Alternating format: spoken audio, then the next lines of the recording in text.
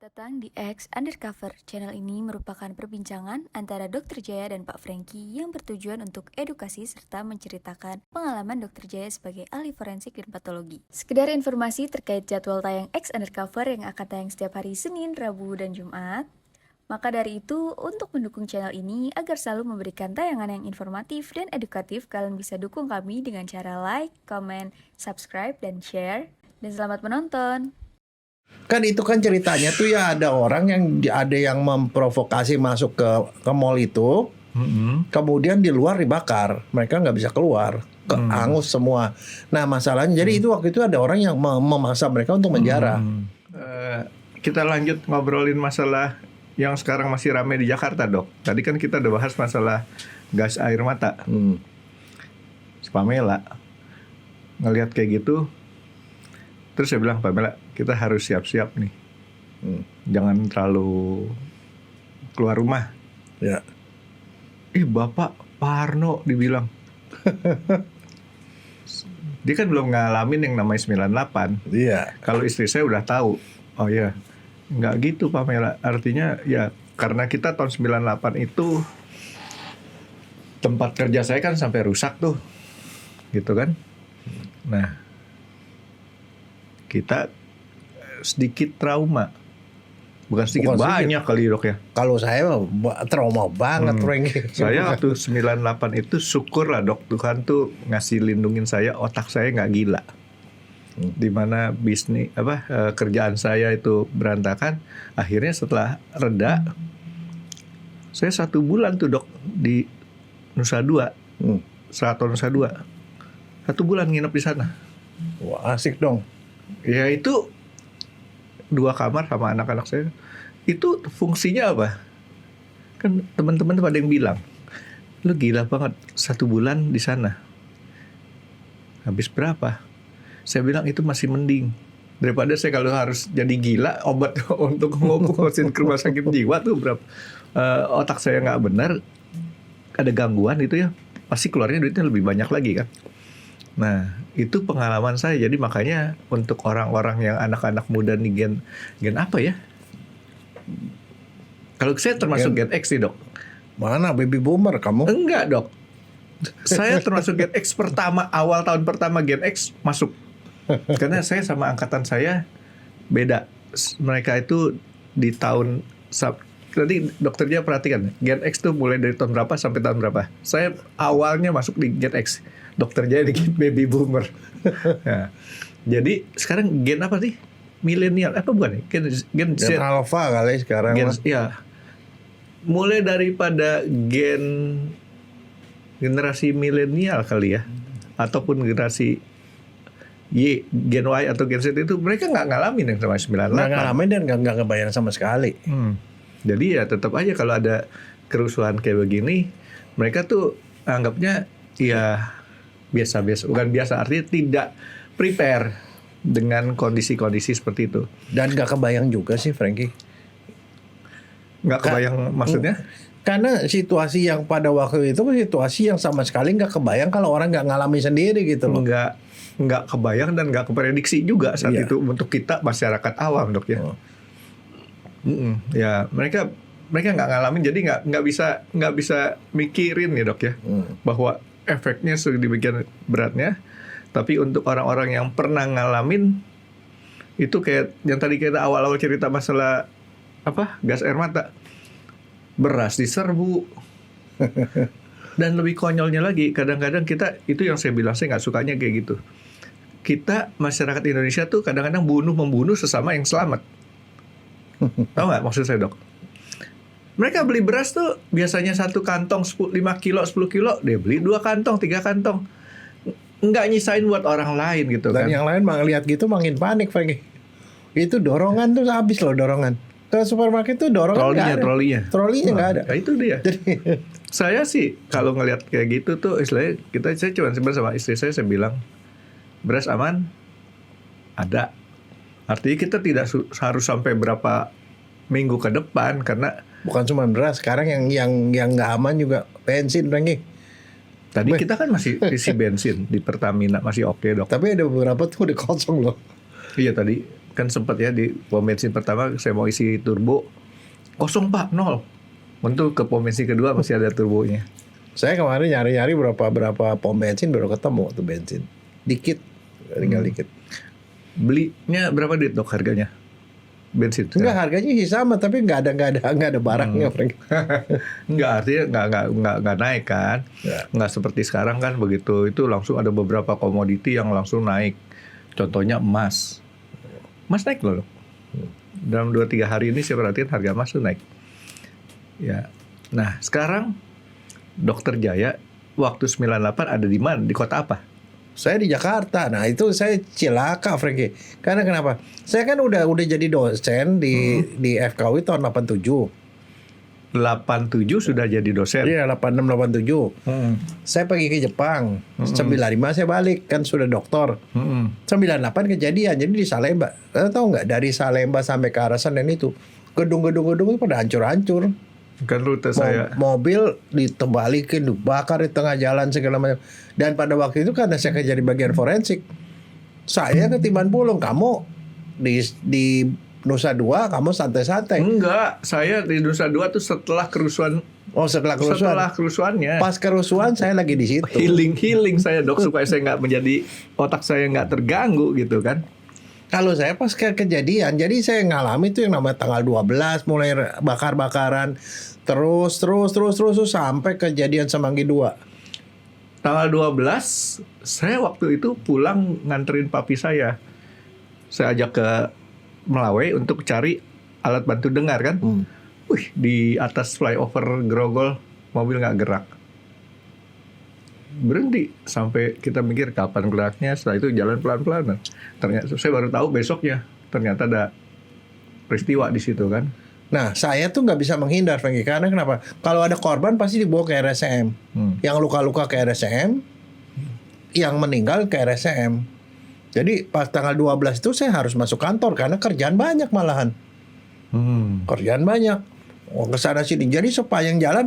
Nah sekarang masalahnya gini, rumah saya kan di daerah Sunter. Dulu ya. Ya. Di Sunter itu mau ke Salemba itu susah. Mobil ditebalik-tebalikin, Frankie. Dan saya juga resiko di jalan kan. Dan belum ada tuh yang namanya jalan tembus dari Kemayoran gitu. Nggak ada. Masih lewatin apa Jiung ya. Dan yang hebatnya adalah di daerah Sunter itu di perumahan saya harus ikut siskamling malam-malam. Jaga-jaga karena ada banyak massa tuh yang mau nyerbu masuk untuk menjara ke perumahan-perumahan. Jadi kita tuh giliran tuh jadi jaga malam. Setiap malam tuh ada orang. Ya kita bawa pentungan, bawa segala macam untuk jaga-jaga menghalau orang-orang yang mau masuk ke perumahan. Nah itu satu. Kedua, mau ke kantor gak bisa, Frankie. Tapi saya harus masuk kantor, udah dipesan harus masuk kantor. Tahu gimana caranya saya ke kantor? Jalan kaki dok. Telepon. Suruh dijemput sama ambulan jenazah, Frankie. Nah satu-satunya yang bisa lewat tuh ambulan jenazah, Frankie.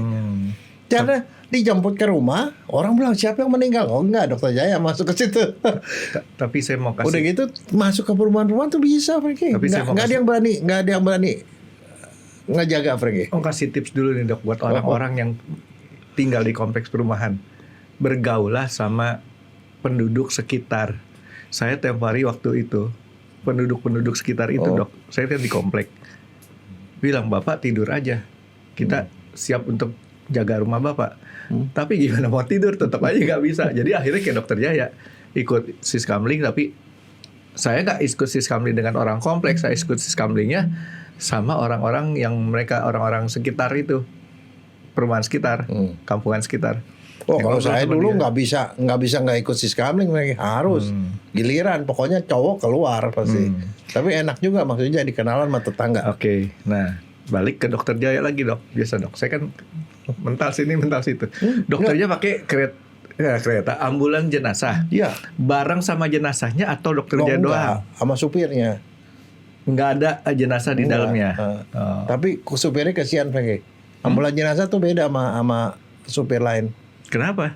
Kalau dicolek dia langsung cepet kaget, Frankie. Bukan dia udah biasa dia. Loh, bukan. Dia kalau kebayang nggak kalau supir ambulan jenazah kalau yang colek dia bikin yang colek siapa? Yang dari belakang lagi. Bukannya supir-supir ambulan jenazah itu kadang-kadang dia bisa berkomunikasi dengan jenazah yang dibawanya. Enggak lah. Katanya dok. Jadi Enggak. udah friend gitu dok. Enggak, nah sekarang tanggal 12 itu mulai ada korban orang yang Tanggal 12 ya, dok, luka-luka, ya? iya luka-luka segala macam gitu. Tapi mulai begitu dia hebat luar biasa tanggal berapa? 14 Franky. Kejadian itu tuh yang di mall di daerah Mall Klender. Dokter Jaya ditugasin harus stay di RSCM. Iya, karena itu tugasnya kita. Nah, kita kan nggak bisa lepas sama. Kebayang nggak waktu ke kejadian itu? Ya kita nggak tahu lah kejadiannya. Silakan aja netizen coba tolong cari sendiri kejadian di Mall Klender. Itu yang jadi korban itu sampai hampir 500 orang, Franky. Siapa yang hitung? Angus. Loh kita ikut-ikut. Oh, dokternya ikut hitung. Loh, bukan hitungin. Jadi kita tuh ada sekitar 12-an orang, 12-13 orang dokter forensik. Semuanya tuh ya, dokter. Semuanya masuk kantor. Itu junior senior gabung semua di situ. Sama koas juga. Sama koas lagi ya. Koas. Semua gabung situ sama PPDS juga semua. Itu orang itu areng, Frank, itu orang itu di sepanjang lorong-lorong RSCM itu penuh dengan orang yang udah areng-areng begitu. Sebagian ada yang setengah kebakar segala macam. Kita harus bagi-bagi tugas. Ada yang periksa jenazah. Koas nyatet hasil temuannya, kita ngecek, kita periksa, nyatet, terus ada yang lari ke atas masukin data ke komputer. Untung kita belum podcast ya dok ya. Kalau udah podcast saya diajak juga kali dok. Enggak, tapi benar itu kita harus bagi tugas begitu karena semua data harus dimasukin. Misalnya korbannya diperiksa, ini laki, masukin laki, umurnya kira-kira sekian, cirinya apa, pakai baju ini gini-gini. Ini korban yang paling banyak ya dok ya. Terbanyak itu hampir 400 lebih, Frank. Jadi hampir 500. Banyak areng. Dan satu yang pada waktu itu kita sih cuma tahu kejadiannya lewat koran, media massa ya, segala macam. Tapi yang kenyataannya itu sampai berhari-hari, Frank. Itu kira-kira hampir 2 minggu saya nggak pulang ke rumah, Frank. Jadi ngapain aja dokter Jaya tuh? Ngedatain itu karena ngedatain doang nih dok. Ngedatain dan ngelapor ke polisi. Karena habis begitu keluarga pada datang semua. Oh. Ini anak saya mana, suami saya mana? Udah nggak kebentuk dong dok kalau udah jadi areng banyak. Loh, justru di situlah keahliannya dokter forensik. Nah, tujuan kita adalah yang utama adalah begini. Sebenarnya gini, kalau ada kecelakaan massal seperti itu, atau kerusuhan atau apapun ya, yang utamanya itu adalah mengidentifikasi. Itu laki-laki semua atau campur dok? Campur. Ada perempuan juga? Laki, perempuan. Ada anak kecil juga? Anak kecil banyak. Waduh. Banyak anak kecil itu anak-anak SMA, SMP. Nggak anak kecil, bocah-bocah gitu? Banyak. Ada juga? Banyak. Kan itu kan ceritanya tuh ya ada orang ada yang memprovokasi masuk ke mall itu. Kemudian di luar dibakar. Mereka nggak bisa keluar. Angus semua. Nah masalahnya jadi itu waktu itu ada orang yang memaksa mereka untuk menjara. Oke, balik ke yang pengalaman dokter jadi tempatnya deh dok. Sekarang itu, masalahnya kan orang-orang itu terlalu banyak. Jadi di deret-deret tuh, jadi sepanjang kamar jenazah itu kan kalau dia meja otopsinya semua ada 6. Di bawah-bawah itu orang-orang semua. Nah dok, kalau tadi dokter dia kan ber-12 tuh ahli forensik semua, dokter forensik. Tapi tadi pertanyaan saya adalah, ini ada laki, ada perempuan, ada anak. Anak-anak gampang lah dok kita liatin ya, fisiknya kecil ya dok ya.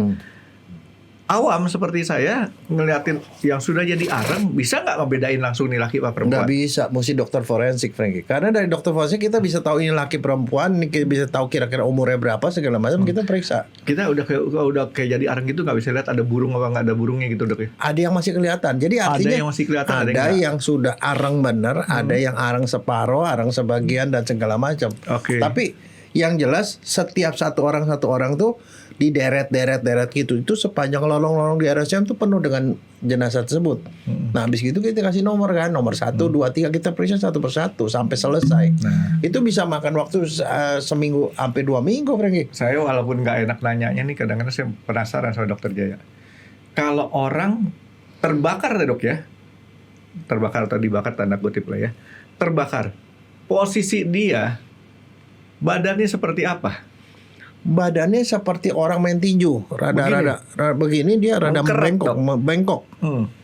Dengkulnya bengkok, ini bengkok kayak petinju begitu. Nahan sakit berarti. Iya.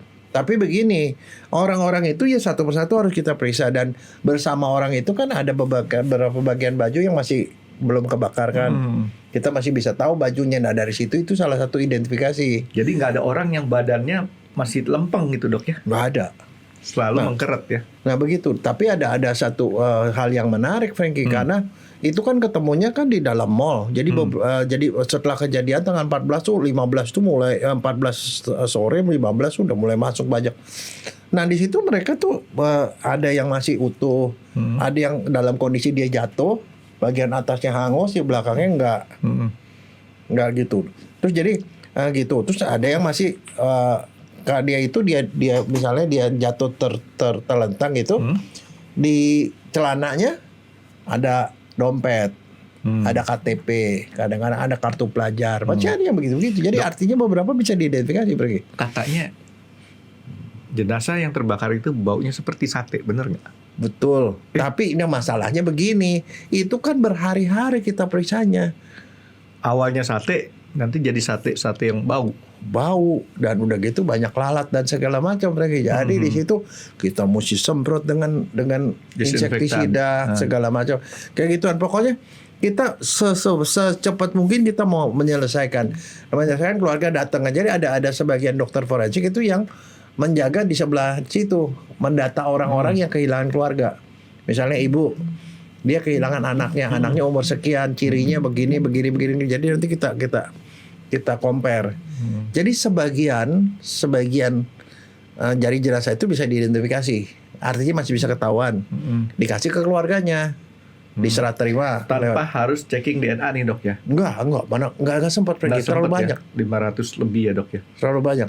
Jadi pada waktu itu kasih lewat polisi gitu. Dan ada beberapa kemudian yang tidak teridentifikasi sama sekali, nggak ada keluarganya, jadi nggak bisa di matching. Nah itu dikirim ke Pondok Rangon. Itu ratusan orang Frankie.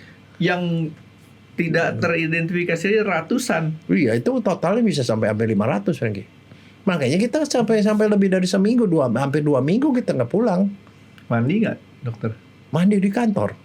Bawa handuk segala macam gitu? Iya, mandi di kantor. Waduh, pokoknya pada waktu itu kita bukannya apa, kita stres lagi. Karena begini, kita juga kehilangan salah satu orang staf kita, dosen di UI. Dia dosen cowok, dia senior saya lah. Dia punya istri. Isinya dokter, dia dokter forensik, punya anak laki-laki, anaknya kira-kira masih SMP-an lah. Dia pada waktu kejadian itu rumahnya di Jara, di daerah Jakarta Barat. Jadi dia takut dan dia mau melindungi anaknya. Dia kabur bersama istri dan anaknya, kabur ke Australia. 6 bulan dia nggak balik, Frankie. Setelah 6 bulan kemudian dia balik, dia sendiri balik, istri dan anaknya ditinggal di Singapura, di Australia. Karena dia bilang anak saya tidak aman.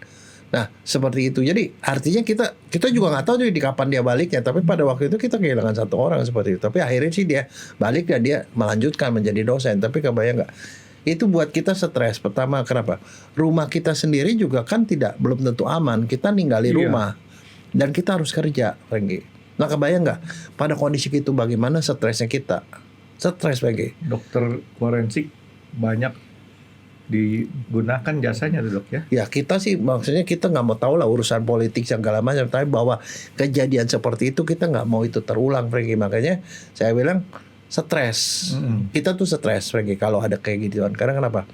Kita sendiri juga keluarga kita belum tuh aman. Kita gitu. ini artinya Dokter Jaya dan kita masyarakat Indonesia secara umum kan dok? Ya. Tapi begini, Frankie, itu satu hal ya. Jadi sampai hampir 500, 400 lebih, Frankie. 400 lebih, hampir 500 tuh yang pokoknya jumlah yang tepatnya itu pemberitaan resminya lah dok ya. Tapi kan kita ini kasih datanya tuh kita kirim ke polisi semua tuh. Yang teridentifikasi yang enggak, terus akhirnya yang itu dikirim ke Pondok Rangon. Nah, tetapi selain itu ada masalah lagi begini, Frankie. Pada waktu itu kan ada banyak orang-orang yang dianiaya. Diperkosa, masuk lagi ke tempat Dokter Jaya. Bukan begitu, masalahnya dia masuknya ke rumah sakit, belum tentu meninggal, Frankie. Ada yang luka parah, dioperasi dan segala macam. Dan semuanya akhirnya ujung-ujungnya dokter itu pada waktu itu ya kita ada Komnas HAM, tapi waktu itu Komnas HAM itu belum ada undang-undang HAM kalau nggak salah, belum ada. Jadi kalau Komnas HAM itu sebagai penyelidik kasus HAM, dia minta data ke dokter, biasanya dokter nggak ada dasar hukumnya, Frankie. Dokter tuh pada bingung. Mereka tanya ke dokter forensik yang biasanya ngerti hukum kan, kalau kita diminta data rekam medis sama Komnas HAM kita harus kasih nggak? Karena kenapa? Karena kalau kita kasih kita takut salah. Karena bukan pengadilan yang minta nih dok. Ya, takut salah. Tapi belakangan sih setelah ada undang-undang HAM itu udah jelas bahwa Komnas HAM itu adalah penyelidik. Mereka bisa minta data. Terus kalau penyidiknya Jaksa Agung, itu jelas. Pada waktu itu enggak. Mereka nanya. Jadi beberapa dokter tuh dapetin pasien yang dianiaya. Itu ada satu kasus yang barangkali saya itu ini ada yang nangani teman saya. Jadi ada seorang mahasiswi di daerah Kemayoran, Kemayoran apa gitu lah. Tinggalnya Kemayoran itu. Didatangi sekelompok orang laki-laki, kemudian dipegangin dan kemudian mohon maaf kemaluannya ditusuk dengan besi yang dipakai buat buka roda mobil itu, yang siku itu disodok. Setelah berdarah-darah kemudian diseret, akhirnya mereka pergi. Ini cerita benar dok. Lah ngapain saya bohong? Enggak, maksud saya. Enggak, nanti dulu dengerin dulu. Saya dengernya aja. Ini kejadian kayak gitu. Terus akhirnya tuh orangnya itu kemudian dengan kondisi berdarah dia merangkak ke jalan. Akhirnya ditolongin orang, dibawa ke rumah sakit. Masuk berita ini nggak? Koran atau apa? Masuk di koran. Nah, dia kemudian dibawa ke rumah sakit. Satu rumah sakit di Jakarta Utara di daerah Sunter tuh. Yang operasi kebetulan teman saya. Teman satu angkatan saya. Seorang dokter kandungan. Dia operasi selama 5 jam. Karena kenapa? Gara-gara ditusuk itu, kemaluannya, vaginanya robek sampai ke perut. Sehingga operasinya tuh harus berdua. Dia operasi dari bagian bawah, yang dari sebelah atas operasi dokter bedah. Karena bidangnya beda. Kalau kandungan itu vagina itu urusan dokter kandungan kan. Tapi kalau kena organ lain kan dokter bedah. Jadi harus kolaborasi 2 dokter. Nah masalahnya udah selesai dioperasi, Komnas HAM nanya. Begitu dia nanya, mereka bingung kan ya. Ditanyalah ke teman, gua mesti boleh ngomong apa enggak. Ini yang tadi dokter Jaya ini. Akhirnya saya bilang, ya kalau dia minta begitu ya kita harus kasih. Sebenarnya biar gimana kan itu kan organisasi bentukan pemerintah kan. Ya gitu. Nah kemudian yang jadi masalah bukan itu. Mereka mau ngomong pun nggak berani. Karena kenapa? Si dokternya diancam, si korbannya diancam. Kalau mereka berani ngomong, ngelapor ke polisi atau ke Komnas HAM, mereka akan dihabisin keluarganya. Situasinya kayak gitu, Frankie. Nah pada waktu akhirnya itu kasusnya tuh lumayan bisa diselesaikan secara medis, kita bisa lakukan operasi. Yang masih hidup. Yang nampung itu siapa? Guru kita, salah satu guru kita tuh Prof. Saparina Sadli, Prof. Sap. Itu terkenal, dia itu istri dari Prof. Sadli, tahu ya? Salah satu menteri waktu zamannya Soeharto. Iya. Nah istrinya itu kan Menteri profesor. Tenaga Kerja ya dia ya. Profesor di UI. Nah dia itu adalah koordinator untuk menangani korban-korban itu. Semuanya dilapori ke sana. Termasuk yang itu. Dan itu cuma salah satu doang yang paling jelas gitu. Dan saya tuh koordinasi sama Prof. Sap. Karena yang ada gitu-gitu kirim ke dia. Nah kemudian itu sekelompok perempuan-perempuan dari UI ya, banyak ya. Itu melindungi perempuan-perempuan itu. Kemudian mereka sebagian tuh dikirim ke luar negeri, dikirim ke Singapura, ke Hong Kong, ke segala macam untuk mendapatkan pengobatan lebih lanjut. Karena di sini tuh kita diancam, Frankie. Nah, saya itu gara-gara yang hal seperti itu ya, saya terpaksa juga di ini waktu mereka bikin waktu itu TGPF ya, tim pencari fakta. Tim gabungan pencari fakta. Itu termasuk ya kita harus memberikan data-data ke mereka waktu itu. Laporannya ada, Frankie, bukan yang nggak ada. Ada. Jadi itu kenyataannya, itu loh yang bikin kita stres, Frankie, bener. Serius. Iya. Saya aja dok yang nggak ngalamin seperti dokter Jaya seperti itu aja, ya kan saya termasuk salah satu korban lah ya. Kalau ngedengar kejadian rusuh aja dok, itu langsung otak saya langsung mikir kita harus siap-siap. Bukan cuma itu, Frankie. Terus ada gini, saya kan kebetulan bukan cuma itu, saya juga kerja di melakukan formalin di rumah duka. Itu di rumah duka itu setelah kejadian itu kan banyak penjarahan, kemudian banyak orang yang kemudian bisnisnya hancur, dia punya toko dibakar dan segala macam.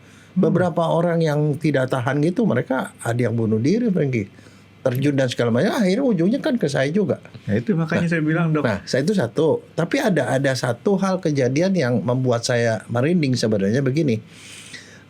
Di salah satu rumah duka di Jakarta Utara, itu penjarahan itu juga masuk ke rumah duka, Franky. Ke rumah duka itu kan orang kalau di rumah duka itu kan masuk ke dalam peti. Kalau orang yang biasa berpunya begitu ya, di petinya kan ada segala macam baju bagus dan segala macam itu. Iya. Itu dia masuk ke sana, itu dijarah pakaian-pakaian yang bersangkutan si almarhum ini, termasuk baju jas segala macam dicopot. Kemudian jenazahnya dilempar ke got. Itu ada 2 orang. Nah dari rumah Ini duka rumah duka yang samping rumah sakit nih, Dok. Bukan, itu di rumah duka sekarang udah nggak ada. Gedung Panjang dulu. Oh. Di Gedung Panjang itu ada 2 jenazah dilempar begitu. Akhirnya karena dilempar begitu, kemudian orang-orang udah masanya pergi, kemudian itu dibawa ke Atmajaya, rumah duka Atmajaya. Sekarang juga udah nggak ada. Ke Atmajaya akhirnya ditampung dan diberesin di situ lagi. Dan saya ada di situ. Nah jadi artinya pada waktu itu kalau menurut saya sih memang situasinya itu sangat-sangat tidak enak, Franky. Benar-benar itu bikin trauma. Kalau kita nggak punya saraf yang kuat, barangkali kita juga bisa gila. Itu yang tadi saya ngomong sama Dokter Jaya. Saya habis seperti itu di mana kantor saya udah berantakan. Ya saya healing ke Bali bukan mau sok-sokan.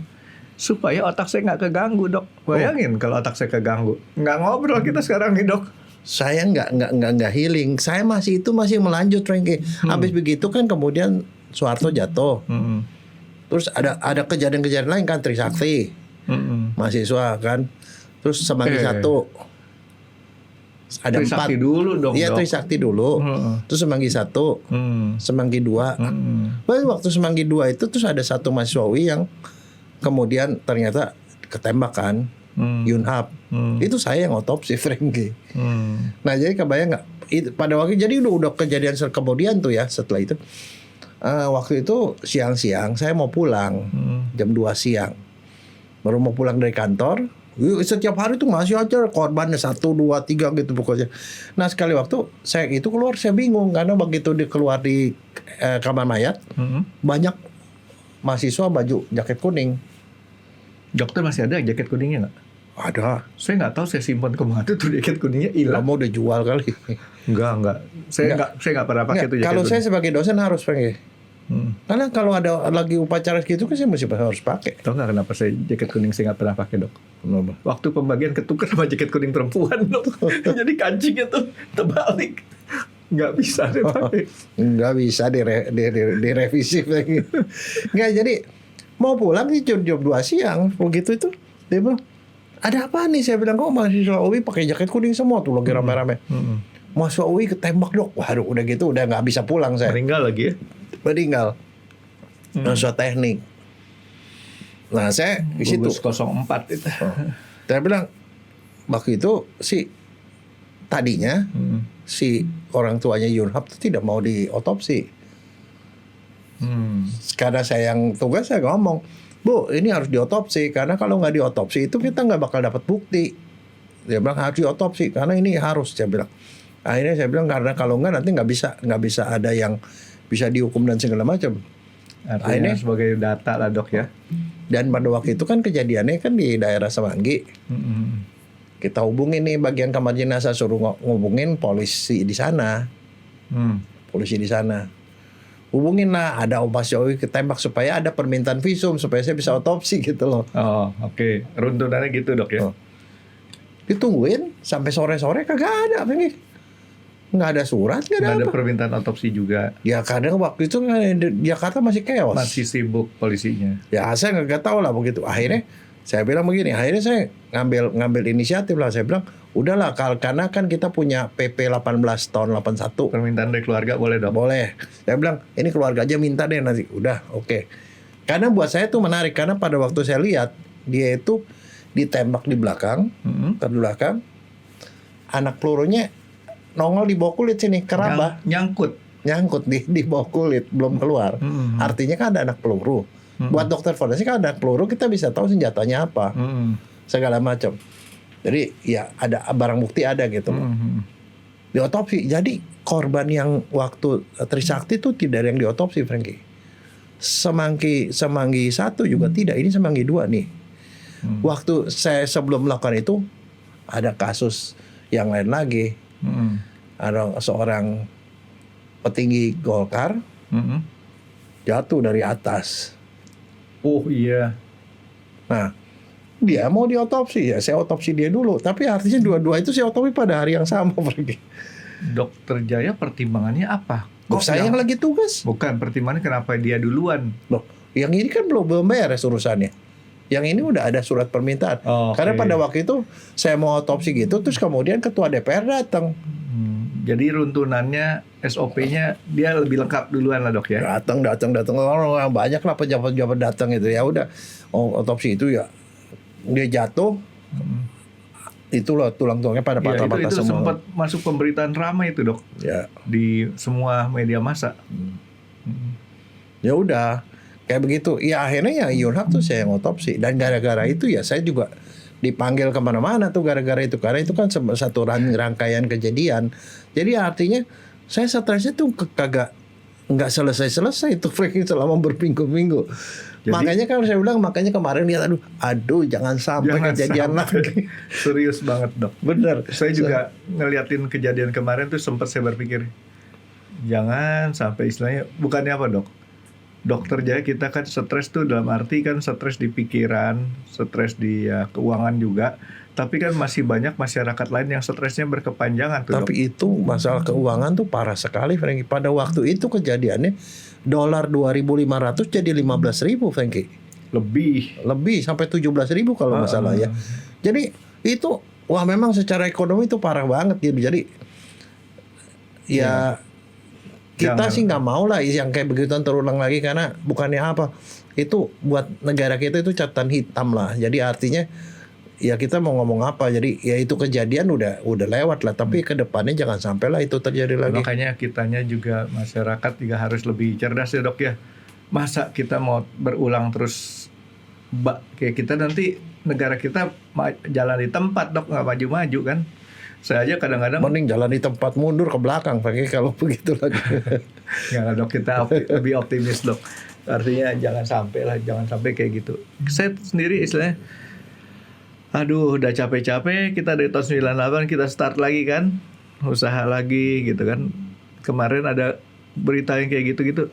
Ya parno nggak parno, tapi istilahnya saya harus siap-siap dengan kondisi terjelek. Ya untungnya kejadian kemarin itu kayaknya ya terima kasih juga dok ya sama aparat, lebih apa nih, lebih cepat penanganannya gitu ya. Nggak terlalu berlarut-larut gitu. Ya tapi kalau menurut saya sih hampir mirip sama yang dulu, itu provokatornya banyak sekali, Frankie. Barangkali itu yang mesti cepat-cepat diselesaikan, karena provokator itulah yang membuat perjuangan mahasiswa tuh menjadi tercemar. Makanya saya sih nggak mau salahin mahasiswa ataupun orang-orang yang menyuarakan aspirasi, tapi jangan sampai ada yang kemudian istilahnya ambil kesempatan dok. Ya kan kita kan punya idealisme yang seperti itu kan, mahasiswa punya idealisme. Kemudian masyarakat juga punya ada tuntutan-tuntutan yang harus disuarakan. Yang nggak benar kan yang ambil kesempatan buat make jadi hal-hal yang menguntungkan buat mereka gitu kan ya. Sementara kita tuh artinya kita masyarakat Indonesia pengennya kan nggak seperti itu kejadiannya dok.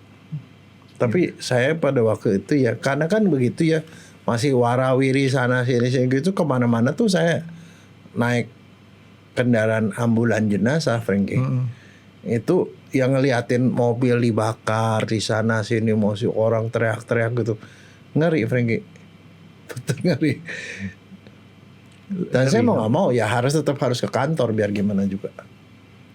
Ya itu makanya saya kalau soal kayak begini saya tuh selalu berpikir ya, ini cuman karena kuasa Tuhan aja kita masih ada sekarang nih dok ya.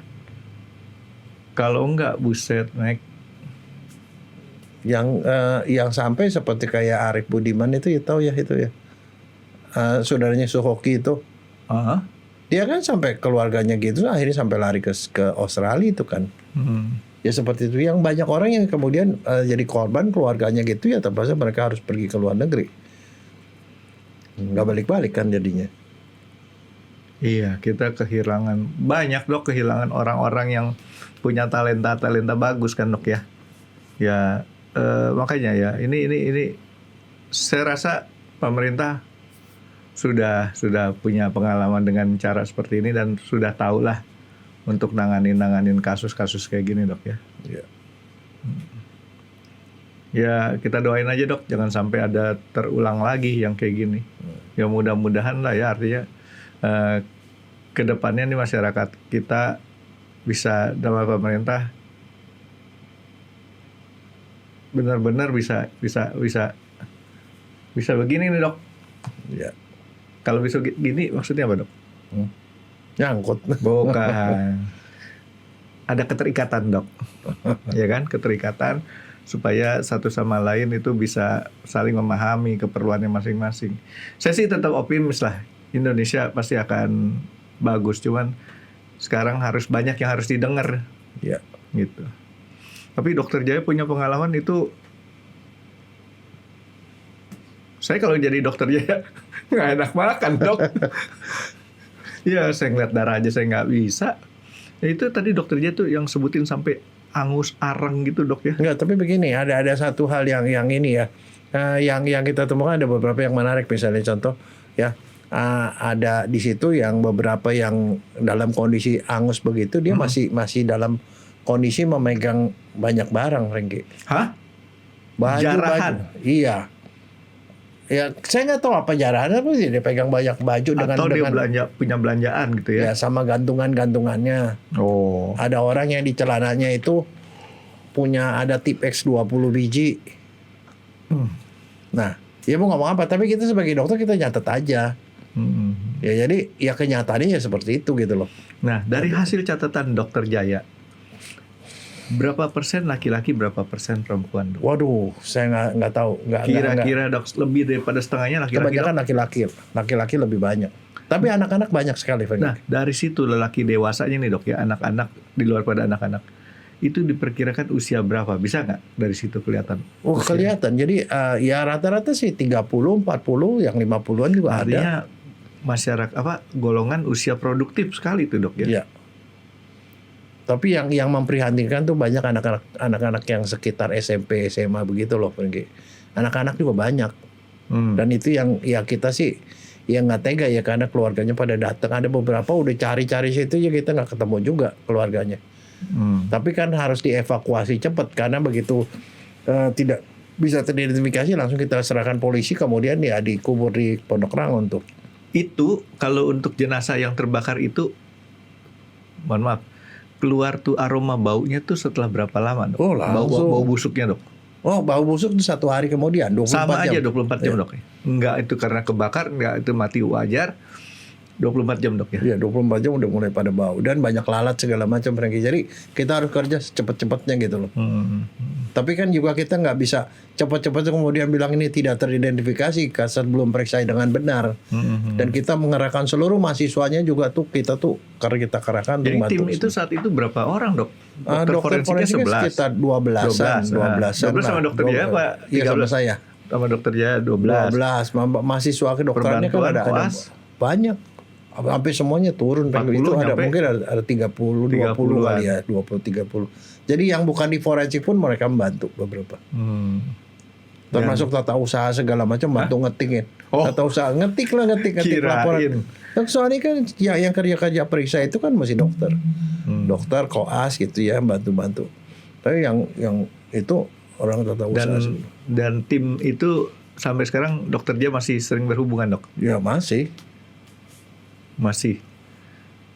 Seangkatan Dokter Jaya berapa banyak? Oh enggak, kalau seangkatan saya sih cuma ada 3 orang. Tapi yang lain junior. Oh. Junior ini masih ada ya? Di Jakarta juga? Iya. Sama berarti sama Dokter Jaya. Kalau ketemu mereka ngomongin kayak gini, stresnya muncul lagi. Ya, nih, dok. jadi kalau orang bilang itu katanya lihat media sosial, enggak, saya ngelihat barangnya, melihat korbannya itu. Iya. Ya jadi ya rasanya beda lah. Karena makanya kalau saya bilang, kalau itu dibilang itu tidak ada, ya adalah. Soalnya saya ngalamin, emang saya nggak mimpi lah pada waktu itu. Nggak mungkin sih, artinya kita Menegasikan bahwa nggak ada itu gitu. nggak ada. Ya kalau kan ada pepatah bilang, kalau nggak ada api nggak ada asap, Dok. Nah ini asapnya kemana-mana, apinya, Rokok. apinya kan pasti gede gitu, Dok ya. Oke, Dok, jadi rasanya kita sama, Dok ya, harapannya jangan sampai ada kerusuhan yang nggak perlu lagi ya, Dok ya. Ya tapi perasaan kita ngelihat kerusuhan kayak kemarin sama orang yang nggak pernah ngalami ada kejadian kayak gitu beda. Itu di rumah saya sama istri saya begitu ngeliatin kayak seperti ini kondisinya atau ada berita-berita begini, kita langsung ambil sikap waspada. Gitu kata istilah, kita udah pernah ngalamin hal-hal yang seperti itu. Tapi kalau misalkan kayak anak-anak yang kelahiran tahun 90-an nih, Dok. Wah, Pak, udah tenang aja, Pak. Ya, saya pada saat dibilang tenang aja, Pak, ya saya nggak bilang gimana-gimana. Saya cuma bilang, ya kamu nggak bisa bilang tenang aja, harus tetap waspada. Saya bilang, karena kamu nggak ngalamin tahun 98. Yang paling parah Jakarta sama Solo, kalau nggak salah, Dok ya. Iya. Oke, Dok, jadi pesan Dokter Jaya buat orang-orang yang ikut demo gimana, Dok? Ada nggak? Ya saya cuma bilang, kalau mau demo silakan aja, karena itu kan aspirasi masyarakat. Ya. Tetapi mohon dijaga kesatuannya. Wah, kemarin makanya saya agak senang juga pada waktu Rektor UI melepas mahasiswa untuk demo kemarin. Ya mereka berpesan supaya hati-hati, tetap kompak dan jangan sampai terbakar oleh provokator, orang-orang yang tidak bertanggung jawab. Karena sebenarnya yang mencemari perjuangan mahasiswa dan rakyat itu adalah provokator-provokator yang ngambil kesempatan. Ya, Dan itu itulah dia yang kemudian membuat korban jadi banyak begitu. Rektor UI sekarang angkatan berapa, Dok ya? Ya, nggak tahu. Di bawah kita.